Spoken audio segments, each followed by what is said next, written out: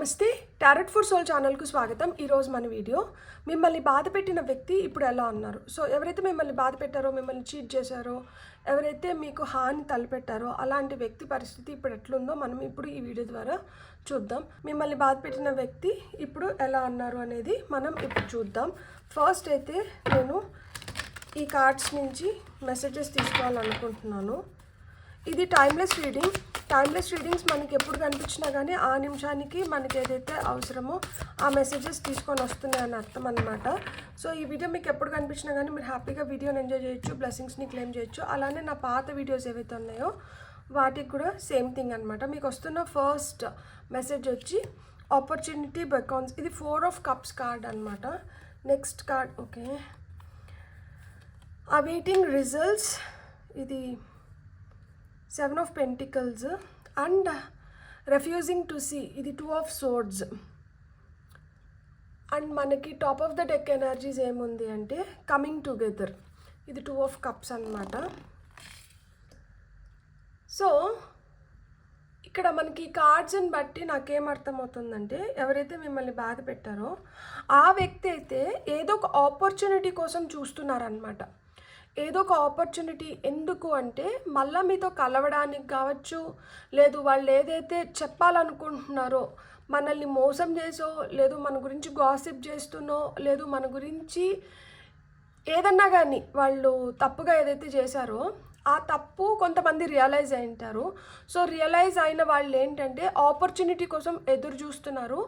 మీతో ఎలా మళ్ళా ఇది వరకు ఏదైతే రిలేషన్షిప్ ఉండిందో ఆ రిలేషన్షిప్ని మళ్ళీ ఫామ్ చేసుకునే దానికోసం వాళ్ళు వెయిట్ చేస్తున్నారనమాట. ఇంకొంతమంది ఏంటి అంటే వాళ్ళని వాళ్ళు ప్రూవ్ చేసుకోవడానికి, లైక్ అంటే మేమేమి తప్పు చేయలేదు, మా వల్ల మీరేం నష్టపోలేదు అని వాళ్ళని వాళ్ళు ప్రూవ్ చేసుకోవడానికి. అంటే వాళ్ళలో పశ్చాత్తాపం ఉండదు, కానీ వాళ్ళు ఏంటంటే వాళ్ళ స్ట్రెంగ్త్, వాళ్ళ ఈగోని ఇంకొంచెం స్ట్రాంగ్గా చూపించాలనుకుంటారనమాట. సో వాళ్ళని వాళ్ళు ఏదో విధంగా మేమే కరెక్ట్ అని ప్రూవ్ చేసుకోవడానికి కొంతమంది ట్రై చేస్తున్నారనమాట. అండ్ ఇంకొంతమంది ఏంటి అంటే అసలు ముఖం చూపించడానికి కూడా మనకి ఇంకా అంటే వాళ్ళు అవమాన భారాన్ని మోస్తున్నారు.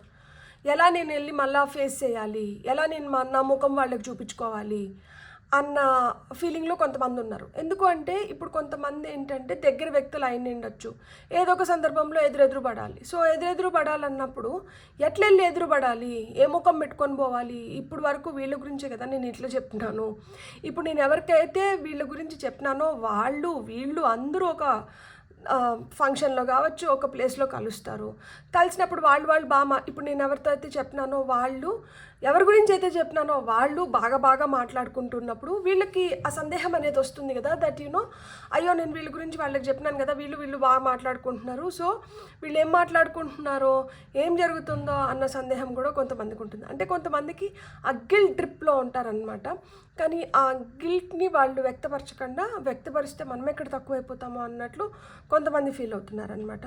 అండ్ వాళ్ళు ఆపర్చునిటీతో పాటి రిజల్ట్స్ కోసం కూడా ఎదురు చూస్తున్నారనమాట. అంటే ఒక ఆపర్చునిటీ వచ్చింది, ఆ ఆపర్చునిటీని సద్వినియోగం చేసుకొని అక్కడ మేము చెప్పాలనుకునేది మేము చెప్పిన తర్వాత దాని పర్యావసానం ఎట్లుంటుందో, దాని రిజల్ట్ ఎట్లుంటుందో, సో ఆ రిజల్ట్ ఏమవుతుంది, ఆ రిజల్ట్ నాకు ఫేవరబుల్గా వస్తుందా రాదా అనే కన్ఫ్యూజన్లో కూడా కొంతమంది ఉంటారనమాట. అండ్ వాళ్ళు ఏంటంటే నిజాన్ని చూడలేక, అబద్ధంలో బతకలేక వాళ్ళు తర్జన పడుతున్నారనమాట.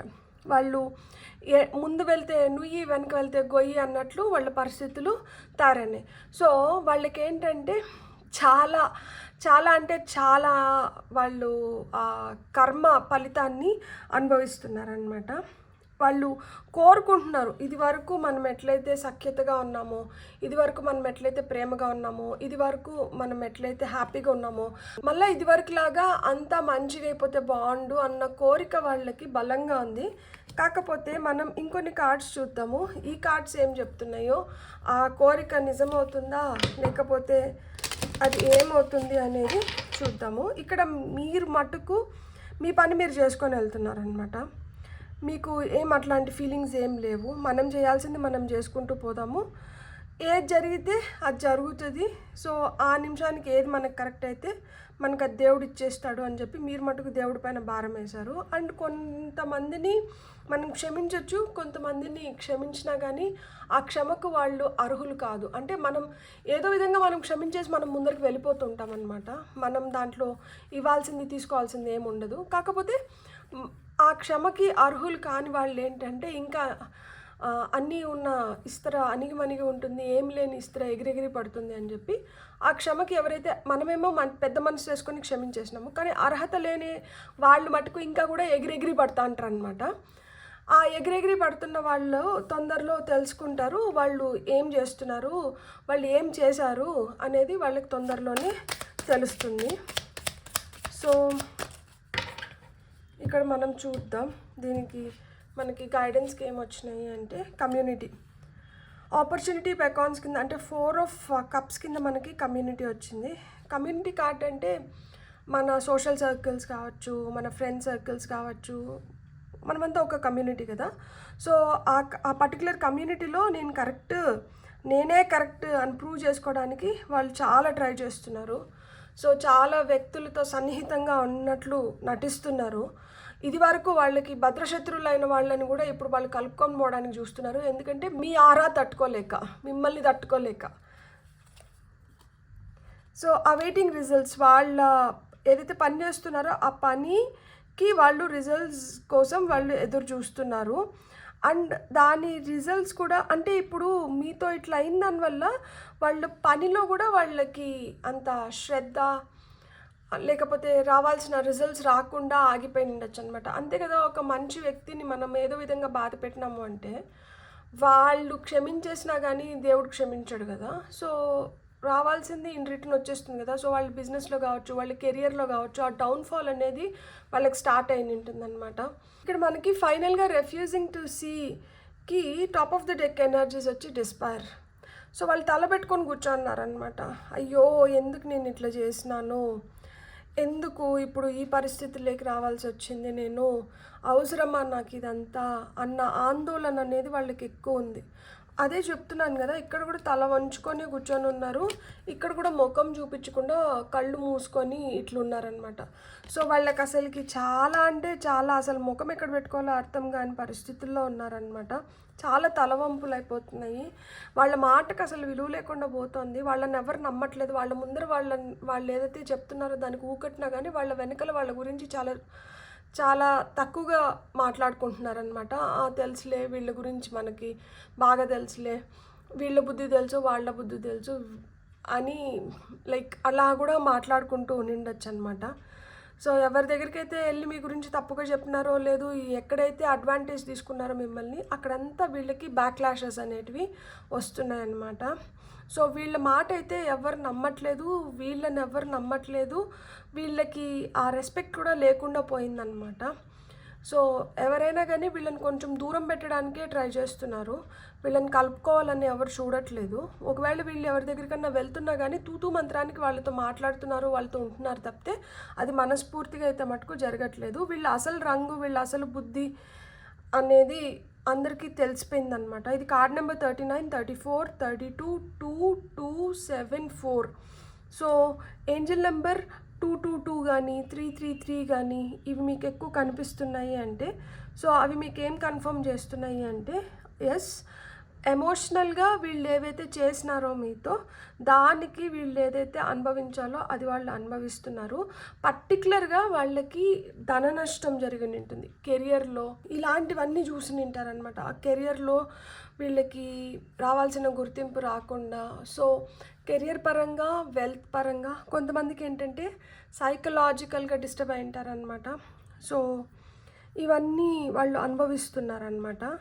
చేతి వరకు వచ్చేది కూడా కొన్ని చేజారిపోతున్నాయి. ఇంకొన్ని మెసేజెస్ చూద్దాం మనం.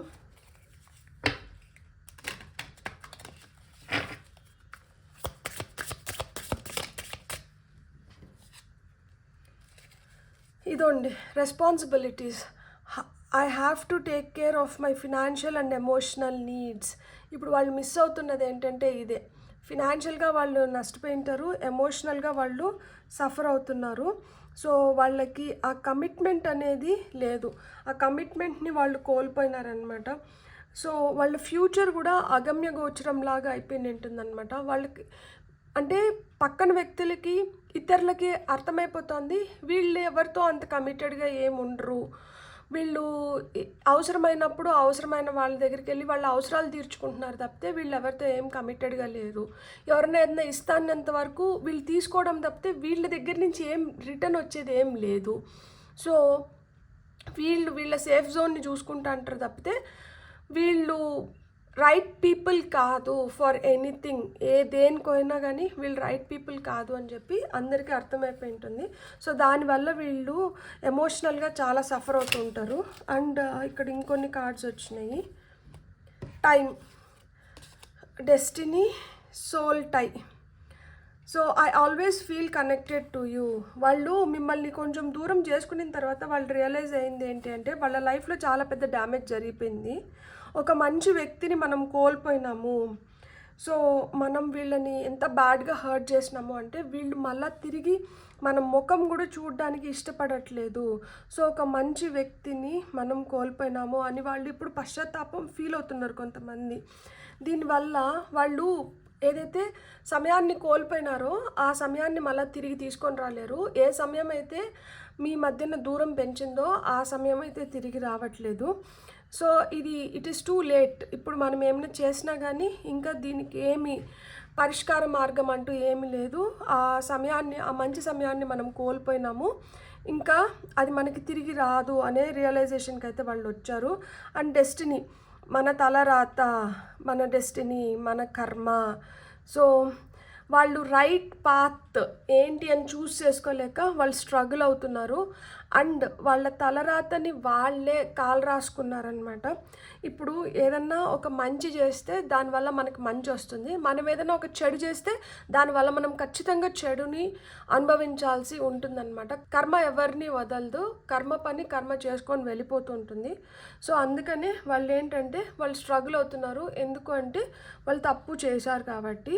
వాళ్ళు ఒక మంచి సోల్ని బాధపెట్టిన దానివల్ల వాళ్ళు అనుభవించాల్సింది వాళ్ళు అనుభవిస్తున్నారు. టైం బ్యాడ్ అయిపోయింది వాళ్ళకి ఇంకా రెస్పాన్సిబిలిటీస్ కూడా పెరిగి ఉంటాయి అన్నమాట. ఇక్కడ మిమ్మల్ని ఏదైతే బాధ పెట్టారో ఆ విధంగా ఇంకొకరు వచ్చి వీళ్ళని బాధ పెట్టి ఉంటారు. దానివల్ల ఏంటంటే అనుక్షణము మీరు గుర్తొస్తూనే ఉంటారనమాట. ఇటు గుచ్చినట్లు ఉంటుంది వాళ్ళకి. అరే నేను ఆ రోజు అట్లా చేయకపోయినంటే బాగుండు, నేను ఇట్లా ఉండింటే బాగుండు, అనవసరంగా నేను ఒక మాట వదిలేసినాను, లేకపోతే నేను ఇట్లా బిహేవ్ చేసి నిండకూడదు, ఇలాంటివి వాళ్ళని తోల్చేస్తుంటాయన్నమాట. కొంతమంది పశ్చాత్తాపం ఫీల్ అవుతుంటే కొంతమంది ప్రూవ్ చేసుకోవడానికి చూస్తూ ఉంటారు. కానీ వాళ్ళైతే మటుకు స్ట్రగుల్ ఫేస్ చేస్తున్నారు అన్ని విధాలుగా. రిలేషన్షిప్లో కావచ్చు, వెల్త్ పరంగా కావచ్చు, కెరియర్ పరంగా కావచ్చు. కొంతమందికి ఏంటంటే సైకలాజికల్గా డిస్టర్బ్ అయి ఉంటారనమాట. మీలాంటి ఒక మంచి వ్యక్తిని అయితే వాళ్ళు కోల్పోయినాము అని వాళ్ళు రియలైజ్ అయినారు. అయ్యే లోపల పుణ్యకాలం కాస్త గడిచిపోయింది.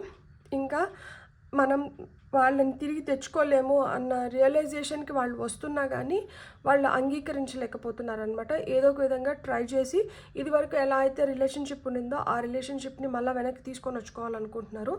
కానీ ఎవరైతే రైట్ దీంట్లో ఉండి రైట్ అంటే ఆత్మాభిమానానికి మించింది ఉండదు కదా. సో సరైన మార్గంలో వెళ్ళి ఎప్పుడు అందరూ మంచి కోరుకుంటున్న వ్యక్తిని బాధ పెట్టినప్పుడు ఏంటంటే దాని కర్మని మనం ఏదో ఒక రూపంలో అనుభవిస్తాము. అదే వీళ్ళు కూడా అనుభవిస్తున్నారనమాట. మీకు కానీ వీడియో నచ్చింది please like, share, subscribe and hype the video. Thank you so much. Have a great day. Bye.